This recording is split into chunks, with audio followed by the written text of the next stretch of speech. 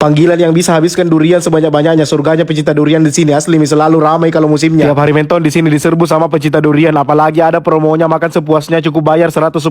Untuk varian durian lokalnya berlaku sampai tanggal 31 Januari. Pokoknya jangki pulang sebelum puas makan durian. Waktunya itu durasinya 60 menit, bisa ambil sepuasnya. Berlaku untuk makan di tempat, terus gratis mie steller dan air mineral. Terus di sini ada juga durian montongnya. Kalau ini pasti minda kalian enak, tidak diragukan, banyak sekali penggemarnya. Dagingnya itu tebal, lembut dan manis, bikin tidak mau berhenti makan. Dan di sini disediakan juga olahan durian kayak ini, pancake duriannya isinya itu lembut. Terus di sini lengkap juga es buah sama es teler duriannya, yang pasti mie duriannya di sini berasa sekali, tidak pelit dikasih. Jadi bukan sekedar buah durian saja, olahan duriannya juga di sini bisa kita coba. Surganya mentong pecinta durian di sini selalu diserbu pokoknya, apalagi kalau sore-sore sampai kadang tidak kebagian tempat duduk saking padatnya orang di sini mau makan durian. Mumpung lagi musimnya pecinta durian meluncur, ki segera mumpung ada promonya makan sepuasnya bayar 110.000.